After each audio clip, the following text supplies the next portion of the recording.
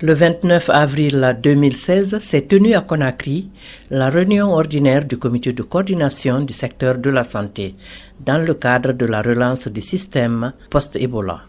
Le département de la santé a été accompagné à cette activité par les partenaires techniques et financiers, notamment nos partenaires traditionnels que sont l'OMS et l'UNICEF.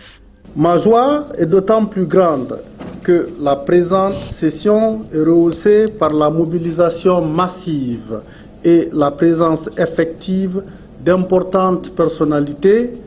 Je veux citer les représentants de différents départements ministériels, les ambassadeurs de pays amis, les représentants des institutions internationales et tous nos partenaires techniques et financiers. Il s'agit d'une aubaine pour moi, pour dire combien de fois nous avons besoin d'une mobilisation générale des amis de la Guinée que vous êtes, pour donner un souffle nouveau à notre système de santé, pour aider à son renforcement continu afin qu'il soit un levier de la couverture sanitaire universelle, ce qui constitue une ambition que nourrit le président de la République, le professeur Alpha Condé, pour les populations guinéennes après la douloureuse étape de l'épidémie de la maladie à virus Ebola que notre pays vient de traverser. Depuis la tenue des États généraux de la santé en juin 2014, jusqu'à nos jours, le ministère de la Santé a travaillé avec l'ensemble de ses partenaires malgré la conjoncture Ebola, pour mettre en place les instruments stratégiques de gouvernance du secteur, à savoir la politique nationale de santé, le plan de relance et de résilience du système de santé et le PNDS. Il s'agit aujourd'hui, au cours de la présente session, de valider les derniers produits de nos réflexions communes dans la perspective de mise en œuvre rationnelle des interventions retenues sur la base de nos engagements respectifs. Aujourd'hui, grâce aux efforts des populations à la base, des prestataires de soins, des pouvoirs publics, des partenaires techniques et financiers, l'épidémie de la maladie à virus Ebola est sous contrôle.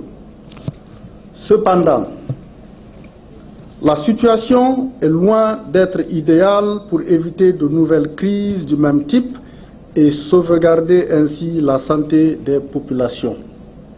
En effet, force est de constater que notre système de santé est certes mieux, mais encore peu préparé en termes de prévention, de détection et de réponse aux situations d'urgence. La santé maternelle et infantile n'est pas au beau fixe. Le système de santé dans ses différentes dimensions pose des problèmes en termes de qualité des prestations, de disponibilité des médicaments, de mobilisation et de répartition des ressources humaines, d'insuffisance de couverture sanitaire universelle. Face à ces problèmes qui ne sont pas nouveaux, le ministère de la Santé dispose actuellement de nouveaux outils de travail, notamment le document de politique nationale, le plan de développement sanitaire décennal et le plan de relance triennal qui ont été tous validés précédemment par cette instance. Mesdames et messieurs, après cette phase de validation, il convient d'opérationnaliser les stratégies retenues pour afficher des résultats qui touchent directement la santé des populations. Dans cette optique, le gouvernement de M. Mamadi Youla a organisé récemment un atelier qui a abouti à l'élaboration de 2 documents majeurs. La lettre de mission basée sur des objectifs à atteindre pour chaque ministère à l'horizon 2020 et un plan d'action 2016 par département. Pour ce qui concerne le secteur de la santé, sur la base des critères d'importance et de faisabilité, j'ai pris l'engagement devant le gouvernement d'obtenir des résultats tangibles dans les domaines prioritaires suivants. Le renforcement et la prévention de la prise en charge des maladies et des situations d'urgence, la promotion de la santé maternelle et infantile, l'opérationnalisation de la santé communautaire, l'amélioration du fonctionnement des urgences hospitalières, la relance de la vaccination contre les maladies prioritaires, l'amélioration de la disponibilité des médicaments essentiels, l'amélioration de la gouvernance du secteur. Les résultats dans ces différents domaines demandent un changement dans notre paradigme d'intervention et exigent de ce fait des méthodes d'action plus pragmatiques et moins théoriques. Pour atteindre ces résultats, le gouvernement est prêt à s'investir dans la limite des ressources étatiques disponibles. Mais comme vous le savez, au regard des défis du cadre macroéconomique actuel et des incertitudes de la conjoncture internationale, les moyens de l'État seront insuffisants.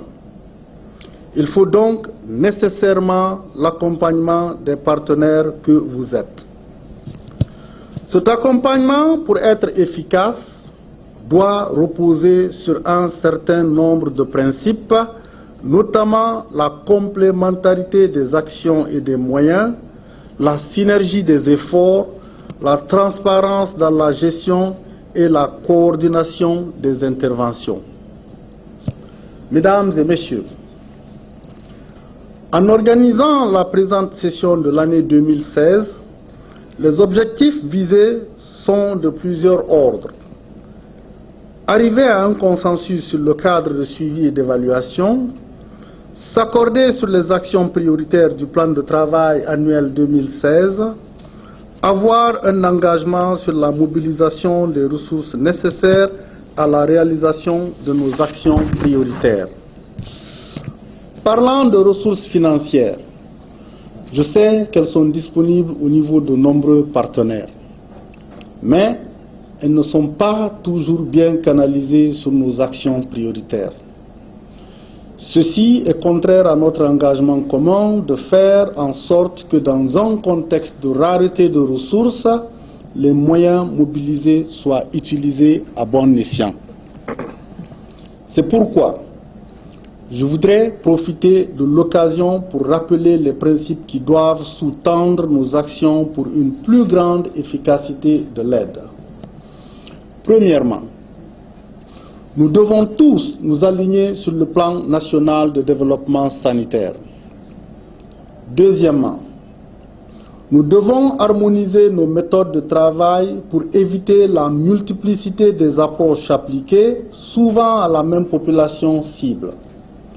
Troisièmement, nous devons développer la transparence sur les moyens mobilisés et mettre en place un cadre de redevabilité devant les donateurs et les bénéficiaires.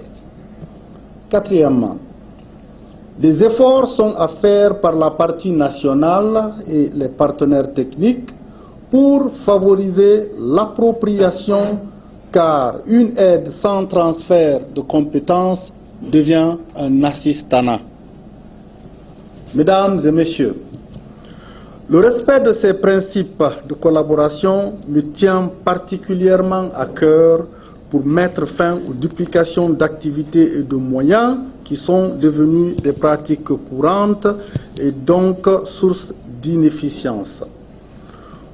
Pour ce qui concerne le ministère de la Santé, dans le cadre de la nouvelle gouvernance que nous impose l'obligation d'avoir des résultats, je prendrai toutes les mesures utiles pour que le nouveau cadre de collaboration soit respecté. Je souhaite donc que chaque partie joue son rôle. De cette façon, nous répondrons grandement aux attentes de nos populations et à l'appel pressant du président de la République, le professeur Alpha Condé, et aux attentes des populations pour un nouveau système de gouvernance en santé. L'objectif général est de mettre à la disposition de toutes les parties prenantes des documents de référence nationale de gouvernance du secteur de la santé. Les objectifs spécifiques sont valider le plan national de suivi et évaluation du PNDS, valider le compact national, présenter le budget du PAO 2016 et les prochaines étapes de la feuille de route du processus national de mise en œuvre du plan de relance et de résilience du système de la santé 2015-2017. Traditionnel. L'Organisation mondiale de la santé accompagne le gouvernement guinéen, le ministère de la Santé, pour la réalisation des objectifs en matière sanitaire. Aujourd'hui, nous avons un pas important qui vient d'être franchi. Ce pas important est franchi, pourquoi? Parce que l'objectif de cette rencontre était d'arriver à valider des documents aussi importants que le plan de résilience, mais aussi le compact, et enfin de faire le point par rapport aux recommandations de la dernière rencontre, afin d'en dégager les perspectives. Ce qui est à retenir, c'est que si nous arrivons à tel que planifier à la signature de ce compact au mois de juin et à la tenue de la revue annuelle entre les partenaires techniques et financiers et le ministère de la Santé, nous aurons franchi un pas extrêmement important dans le cadre de renforcement du système de santé. Comme vous le savez, nous signons chaque 2 ans avec le gouvernement guinéen ce qu'on appelle un plan de travail qui prend en compte les priorités. Et vous avez entendu ce matin les priorités encore dégagées par son Excellence le ministre de la Santé. Et ces priorités s'inscrivent totalement dans ce qu'on peut appeler le renforcement du système de santé, parce qu'ils prennent en charge la vaccination, la disponibilité des médicaments, la santé communautaire, les ressources humaines, le financement, puisque le financement semble vous intéresser. Vous avez vu aujourd'hui dans la présentation les engagements des différents partenaires financiers. Nous avons le balisage de ce que le gouvernement met. Nous pensons que tout cela étant mis en forme, nous sommes sur la bonne voie. Mais vous savez ce qu'il faut saluer, c'est d'abord le pas qui a été réalisé aujourd'hui, parce que on dit toujours que pour marcher, il faut d'abord se mettre debout. Aujourd'hui, un pas a été franchi, il s'agit de l'amplifier. Et je pense que le comité technique va encore travailler davantage et les partenaires vont accompagner davantage les autorités gouvernementales pour la réalisation des objectifs. Les résultats attendus sont, premièrement, le document du plan national de suivi et évaluation du plan national de développement sanitaire est présenté et validé. Deuxièmement, le document de compact national est présenté et validé. La session d'aujourd'hui essentiellement visait à valider les 3 derniers documents d'une série d'outils de gouvernance que nous avons commencé depuis 2014. Les 3 premiers documents ont été validés lors de la dernière session. Il s'agissait de la politique nationale en santé, le plan national de développement sanitaire et le plan de résilience, de relance du système de santé. Mandat avait été donné de continuer à travailler, puisque le niveau stratégique devait se décliner au niveau opérationnel, c'est-à-dire au niveau des régions, au niveau des districts, mais aussi au niveau des programmes de santé. Ces choses faites aujourd'hui, les différents plans d'action opérationnels ont été élaborés et validés. Il s'agit des plans opérationnels des districts, des programmes et des régions. Un plan de suivi et évaluation accompagne ces plans, et la résultante de tout, c'est un compact national guinéen. C'est bien la première fois dans notre secteur que des partenaires, dans le cadre de la nouvelle gouvernance du système de santé, se mettent ensemble pour élaborer des outils de gouvernance et négocient ensemble ce qu'ils peuvent apporter au secteur de la santé. Toutes les parties prenantes autour du ministère de la Santé, les différents départements ministériels, la société civile et les partenaires techniques et financiers, ainsi que les bailleurs, ont travaillé en commun pour sortir ce cadre négocié d'apport de ressources au système de santé. En fait, il s'agit d'un fonds commun à mettre ensemble, un fonds commun de ressources qui doit nourrir, alimenter un seul système de santé en Guinée, un seul système de soins en Guinée, avec un cadre de suivi et un cadre de redevabilité pour tous les acteurs du secteur de la santé. La popularité n'est pas le document, mais c'est le moyen qu'on a eu cette fois-ci de pouvoir interroger chaque intervenant sur ce qu'il veut faire pour qu'il se prononce sur ce qu'il doit faire et qu'on puisse, au moment venu, avec la redevabilité, la transparence à mettre en place, qu'on sache ce qu'il a effectivement réalisé. En politique, on doit dire ce qu'on doit faire et faire ce qu'on a dit. L'évaluation concerne, dans ce cas, les engagements des uns et des autres. Les partenaires se sont engagés à nos côtés et l'État s'est engagé pour qu'ensemble on puisse respecter cette démarche en vue d'atteindre les objectifs de développement durable. Le premier objectif qui intéresse la santé, c'est le bien-être de la population, la bonne santé. Et dans ce cadre, l'atteinte des objectifs indispensables sera réalisée grâce aux partenariats qu'on établit dans le secteur de la santé. La finalité de la présente rencontre est de poursuivre le renforcement de la coordination des interventions de toutes les parties prenantes du secteur de la santé. Effectivement, c'est que le processus même d'élaboration de ce document a commencé tout d'abord avec l'analyse des parties prenantes, c'est-à-dire tous les acteurs qui œuvrent en matière de santé. On a fait la cartographie de toutes les parties prenantes et c'est avec eux qu'on a commencé à faire l'analyse de situation et c'est ce qui avait abouti aux États généraux de la santé, à l'élaboration du document de politique nationale de santé, le document qui a été d'ailleurs disons validé, et l'élaboration du PNDS, l'élaboration du plan de relance. Et aujourd'hui, nous sommes arrivés au stade où il faut coûte que coûte avoir le budget du plan d'action opérationnel 2016. Et ce budget-là, il est nécessaire à ce que les partenaires ils contribuent au financement de ce budget. Mais la particularité, c'est quoi? C'est que le financement doit aller à la mise en œuvre des plans opérationnels des districts.